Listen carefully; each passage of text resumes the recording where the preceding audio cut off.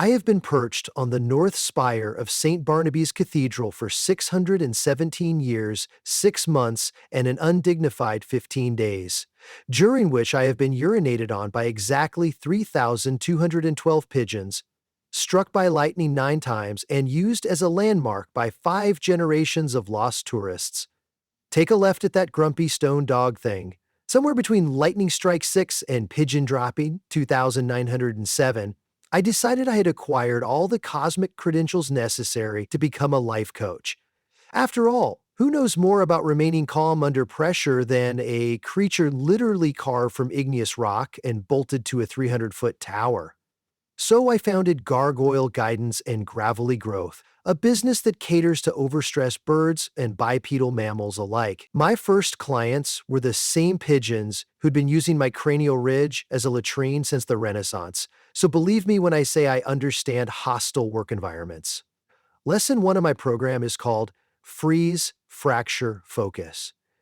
It's based on the principle that if you refuse to move, nothing can knock you over. I demonstrated by standing perfectly still, an acting challenge of Shakespearean proportions, but I managed while a spring gale hurled grit, gum wrappers, and one startled umbrella salesman at the cathedral facade. Observe, I told a semicircle of pigeons roosting on the balustrade below, solidity starts with silence.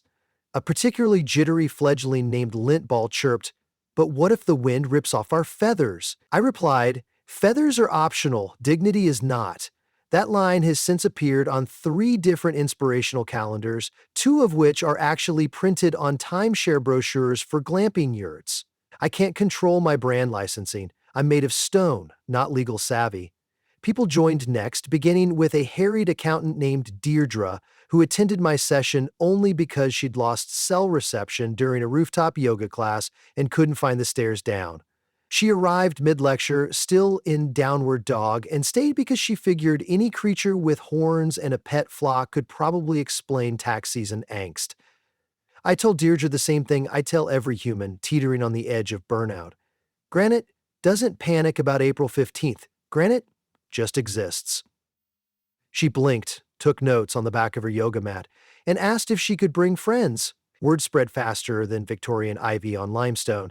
Within a month, I was hosting twice-weekly seminars titled Hard-Headed Happiness and Your Best You, now with more calcium carbonate. My second lesson is Weatherface Acceptance, the art of letting the elements sculpt you instead of destroy you. Pigeons understand this intuitively. They're miniature meteorologists with wings.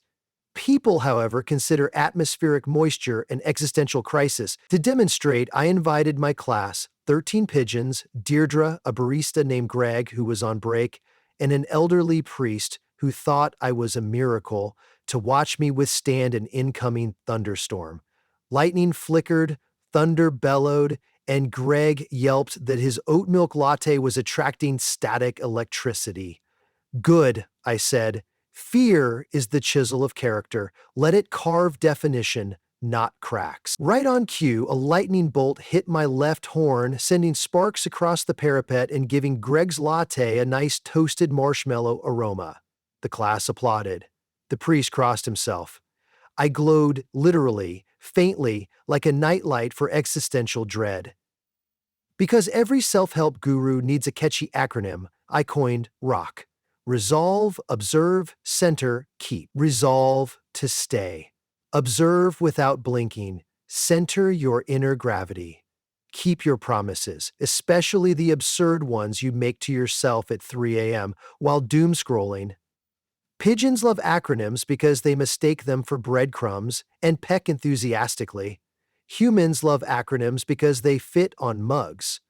A local souvenir shop now sells rock-solid espresso cups shaped like my head. They're dishwasher-safe and mildly terrifying at 6 a.m., which is precisely when most people require motivation. My third lesson. Gargoyle affirmations. Addresses negative self-talk. Gargoyles, contrary to rumor, do not belch water to scare demons. We do it to clear our throats for public speaking. I instruct clients to tilt their heads back, imagine rainwater gushing through their sinuses, and gargle affirmations such as "I am basalt beautiful" and "I will not molt under scrutiny." Pigeons gargle by default. Humans need practice. Deirdre choked the first time, sounding like a malfunctioning bagpipe, but she persevered. Within weeks, her coworkers reported she no longer hyperventilated during staff meetings. She attributes the change to my mantra: spit out self-doubt before it calcifies. She also keeps a decorative spittoon on her desk. HR is baffled but fascinated. Of course, transformation isn't complete without a field test. For pigeons, that means city traffic. For people, rush hour on the subway. I paired them up, one human per pigeon, and dispatched the teams into downtown. The assignment was simple: maintain rock poise amid honking taxis and pigeons' natural predator, toddlers, with breadcrumbs. Reports poured back. Lintball maintained eye contact with a bakery window display for 10 minutes without drooling. Greg resisted yelling during a signal failure, instead, practicing weatherface acceptance by picturing himself as a dignified statue me, specifically while commuters fumed. One woman asked if he was okay. He responded, "I'm gargoyling through it," thereby coining a verb that soon trended on social media, complete with selfies of commuters pretending to sprout wings beside recycling bins. Inevitably, critics emerged. A rival life coach, a motivational peacock named Perseus, who operates from the botanical garden, accused me of promoting stoic stagnation instead of dynamic flourish. He strutted onto my parapet during a sunrise session, unfurled his gaudy tail over my class, and squawked, "You must shimmer to succeed." Pigeons scattered, humans snapped photos. I remained motionless. After 30 seconds of silence, the peacock's tail feathers caught a stray gust, flipping him backward off the ledge and into a baptistry fountain. I cleared my granite throat. "Class," I said, "that concludes today's demonstration of freeze-fracture focus. Observe how non-reaction often solves your problems for you." We then practiced a group gargoyle using holy water, which probably broke several bylaws but left everyone refreshed. Still, even stone mentors face cracks. Mine formed the night a tourist drone collided with my right wingtip, chipping off a fragment the size of a crouton. I pretended not to care, public image you understand, but inside an unfamiliar vibration hummed, vulnerability. At the next seminar, I addressed it. Being rock solid, I confessed, doesn't mean being rock flawless. Weather will weather you. What matters is structural integrity, not cosmetic perfection. To illustrate, I passed around the chipped fragment. Pigeons pecked it. Greg contemplated using it as a paperweight. Deirdre asked if she could claim it as a business expense. "Keep it," I told them, "to remind yourselves that cracks let your resilience breathe." Inspired, Deirdre organized the first ever Stone and Bone retreat, a weekend workshop at the cathedral's bell tower. We strung hammocks between gargoyles, distributed safety helmets, pigeons use thimbles, and meditated to the soothing clang of the 11 o'clock bells. During a breakout session titled "Erosion Isn't Emotion," participants listed pressures wearing them down: mortgage rates, climate doom, gluten.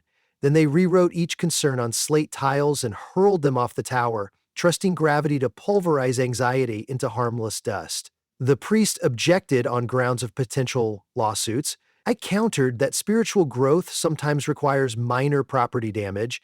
We compromised by cordoning off a splash zone with caution tape reading, "Caution, falling expectations." The retreat's highlight was Cupola Yoga, my patented sequence of immobile poses. Step 1. The steeple stair stand, rigid, chin up, eyes fixed on infinity, bonus points if pigeons roost on you. Step 2. The gargoyle, glow or furrow, brow till passers-by question their life choices. Step 3. The weather van warrior spread metaphorical wings, not actual arms. To avoid muscle strain, participants reported reduced cortisol levels and marginally increased neck stiffness, which I filed under optional side effects. 7 of the 13 pigeons fell asleep mid-pose, which I considered a compliment. No self-help narrative is complete without a dramatic climax, so mine arrived in the form of the Great Autumn Storm. Forecasts predicted hurricane-forced winds would lash the city, shake scaffolds loose, and possibly relocate the cathedral to the next zip code. Authorities urged evacuation. Pigeons flapped in frantic spirals, humans stuffed insurance forms into waterproof folders. My clients asked if sessions were canceled. I answered by straightening my chipped wing, locking my talons into the stone gutter, and declaring, Class is in session precisely when storms are. Otherwise, we're just a sculpture club. They assembled at twilight, pigeons clinging to gargoyle tails, humans in raincoats slick as squid. I reviewed rock one last time. Resolve, nobody leaves the roof unless gravity insists. Observe, watch the clouds, don't forecast your doom, center feel the solid cathedral beneath your feet or claws, keep hold unto each other, literally, if necessary. When the storm hit, it roared like 1,000 over-caffeinated vuvuzelas. Gargle affirmations were impossible, too much wind for proper throat gargling, so we switched to silent mantras. Lips pursed, feathers flattened, hair whipping like demonic spaghetti. Lightning flashed, thunder punched, rain slapped us sideways. Through it all, we remained a ragtag choir of stone, bone, and questionable life choices, refusing to budge. 3:04 a.m., a particularly belligerent gust tore away a copper drain pipe, which pinwheeled across the parapet toward the fledgling Lindball. Deirdre, channeling Weatherface acceptance, caught the pipe midair, using her yoga mat as a lasso. Greg, whose latte addiction had reached spiritual proportions, anchored her by gripping her raincoat hood.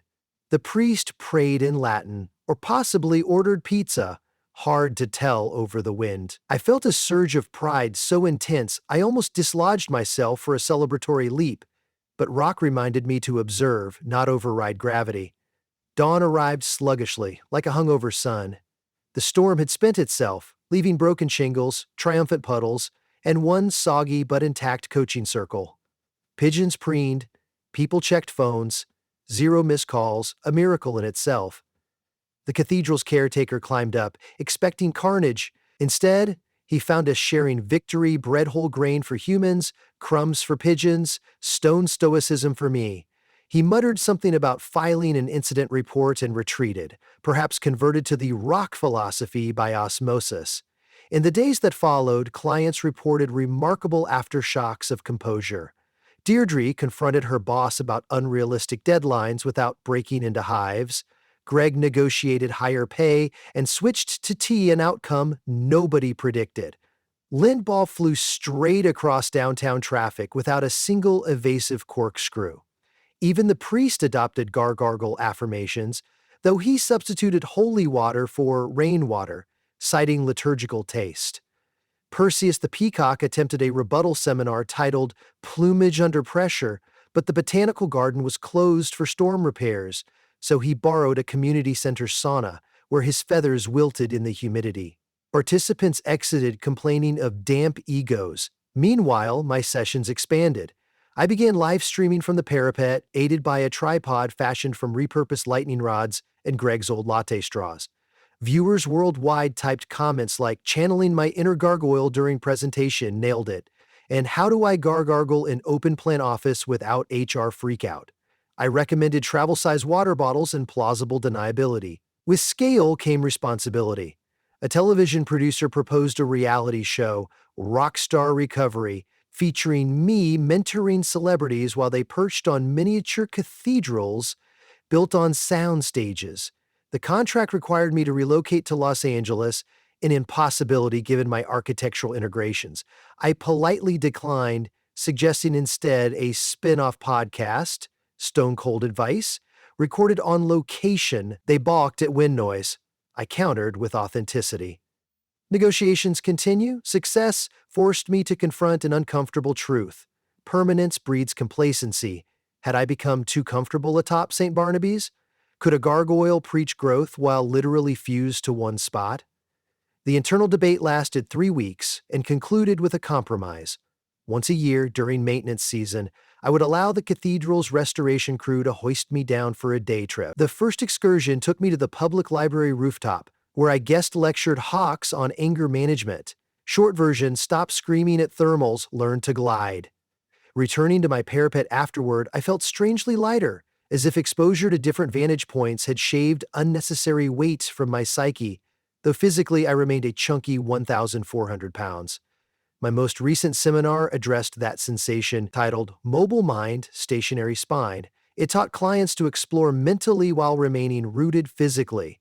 Pigeons practiced by imagining themselves as swans, humans visualize tax-free utopias. I imagine myself as a hot air balloon, ironically buoyant, floating above cathedrals instead of bolted to one. Visualization, I told them, costs nothing but disbelief.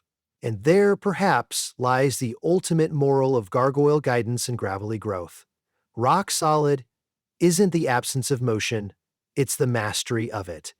A gargoyle vibrates with storms, absorbs centuries of footfalls echoing up spires, and still looks dashing in pigeon guano. Pigeons flap, people fret, peacocks preen, yet all can learn to freeze, observe, accept, and keep. My practice may involve chipped wings, tart lattes, and holy gator spit takes, but it endures because life keeps weathering believers and skeptics alike. The sun sets now beyond the river, painting the cathedral in molten gold. Pigeons roost in orderly rows like overfilled hymnals. Deirdre and Greg wave from the street, briefcases in one hand, mugs in the other. The priest blesses tourists who swear my wing grants good luck. He's half right. I suffer no facial muscles, but the faith itself is lucky. I, Griswold the Gargoyle, guardian of gutters and guide to the gullible, close this narrative with a final exhortation. When pressure mounts, don't crumble cure. Cure like stone, baked by time, cooled by night, unshaken by storms, and occasionally photobombed by peacocks. Stand, stare, and let the world collide with your conviction. Eventually, even the harshest wind will move on, embarrassed it couldn't budge you an inch.